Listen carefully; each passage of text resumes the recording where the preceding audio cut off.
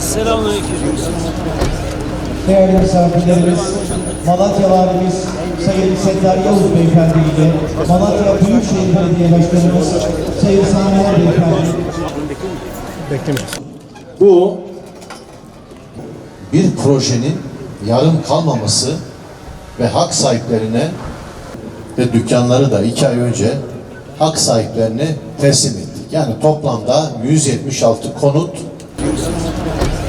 Değerli misafirlerimiz, Malatya Valimiz Sayın Settar Yavuz Beyefendi ile Malatya Büyükşehir Belediye Başkanımız Sayın Sami Beyefendi anahtar teslim törenimize teşrif etmişlerdir. Sayın Valimize, Sayın Büyükşehir Belediye Değerli misafirlerimiz, Malatya Büyükşehir Belediye Başkanımız Sayın Sami Beyefendi anahtar teslim törenimize teşrif etmişlerdir. Hepinizi saygıyla selamlıyorum. Anahtar teslim törenimize hoş geldiniz diyorum. Evet, Turgut Özal Kentsel Dönüşüm Projesi belediyemiz tarafından 2020 yılında başlatılmış bir proje idi. Biz 2024'te göreve geldiğimizde %25 düzeyinde teslim aldık. Çok şükür seferber olduk, gayret gösterdik.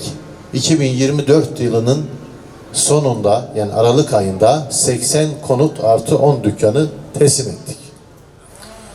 Geri kalanı da 2 ay önce geri kalan konutları ve dükkanları da 2 ay önce hak sahiplerine teslim ettik. Yani toplamda 176 konut artı 14 dükkan yani 190 bağımsız bölümü hak sahiplerine söz verdiğimiz gibi teslim ettik. Şimdi bu çok önemli çünkü devletin, belediyenin içinde olduğu bir projenin yarım kalmaması ve hak sahiplerine söz verilen tarihlerde teslim edilmesi bir defa toplumla devlet ilişkisi anlamında, kamuyla devlet ilişkisi anlamında çok önemli bir nokta. Biz bunun için çok çaba gösterdik. Ne söz verdiysek ki hak sahipleri de hemen hemen birçoğu burada, onu yerine getirdik. Tabii ki bunları yaparken yine şehrimizdeki tüm paydaşlarımızla koordinasyon halinde onu yaptık yani. Evet, biz ne diyorduk? Malatya'yı 2 yılda ayağa kaldıracağız diyorduk. Ama işte bununla ilgili tereddütler vardı. Fakat işte gördüğünüz gibi Sayın Cumhurbaşkanımızın kararlı liderliğinde, Çevre Bakanımızın çözümcü yaklaşımıyla, Sayın Valimizin ve Büyükşehir Belediye Başkanımızın bize yaptığı önderlikle, belediyeler arasındaki koordinasyonla, vekillerimizin, il başkanlarımızın Ankara nezdinde yine zaman zaman yerelde yaptığı etkili girişimlerle, ilçe başkanlarımızın desteğiyle, en önemlisi de milletimizin desteğiyle bunları başardık. Yeşilyurt'ta kıymetli Hazirun 43.000 bağımsız bölüm sadece Yeşilyurt ilçemizde Çevre ve Şehircilik Bakanlığı tarafından inşa edilmiş. Dile kolay.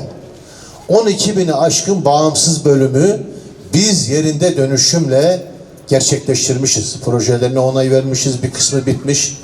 Yerinde dönüşüm gerçekten çok zahmetli bir iş. Boş alanda seri konut yapmaya hiç benzemiyor.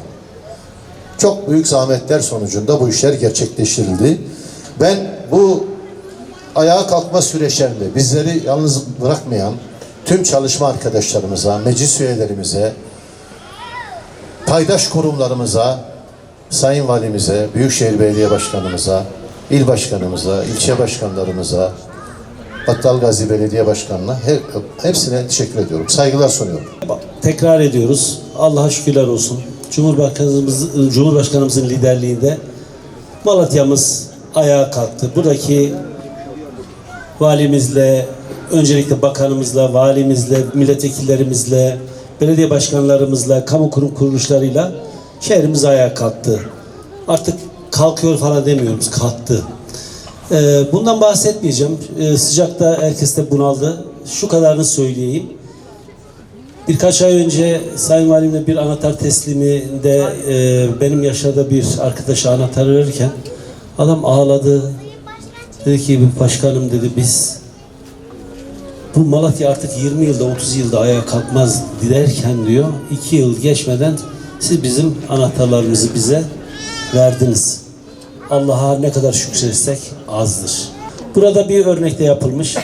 Ben Yeşilyurt Belediyesi'ni, emeği geçen bütün arkadaşları, bu yaptıkları kentsel dönüşümde emeği geçen herkese çok teşekkür ediyorum. Çok değerli Yeşilyurt Belediye Başkanımız Profesör Doktor İlhan Geçit Başkanımıza, kıymetli ekibine çok teşekkür ediyorum. Sıcak yuvalarınız hayırlı olsun, işlerleriniz bereketli olsun. Biraz önce hem milletvekilimiz, hem Büyükşehir Belediye Başkanımız, hem il başkanımız, hem de İlhan hocamız geniş konulara değindiler.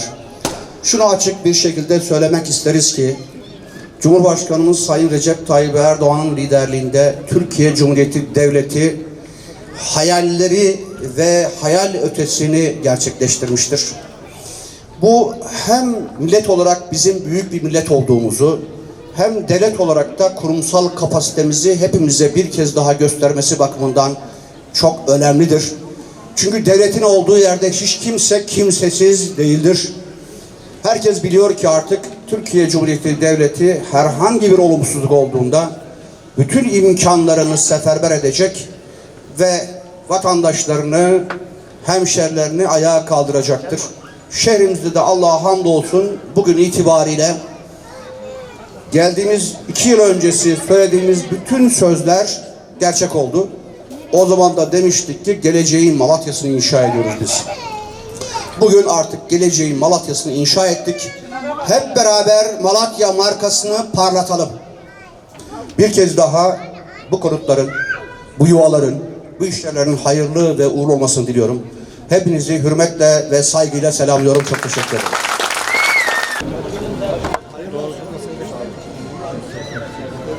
Evet, Osman Gültekin'e ve ailesine hayırlı ve uğurlu olmasını temenni ediyoruz.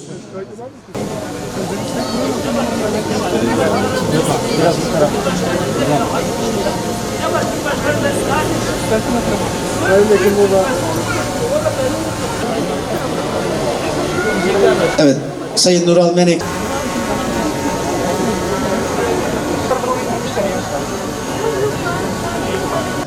Hayırlı ve uğurlu olsun. Evet, çok teşekkür ediyoruz. Değerli Malatyalılar, kıymetli hemşehrilerimiz, Yeşilyurt Belediye'mizin kentsel dönüşüm projesi kapsamında yapımını tamamladığı Turgut Özal Mahallesi Yeşil Yaşam Evleri 176 konut ve 14 dükkanımız Malatya'mıza, Yeşilyurt ilçemize, hak sahiplerine hayırlı uğurlu olsun diyoruz. Bugünkü bu özel buluşmada bizleri yalnız bırak.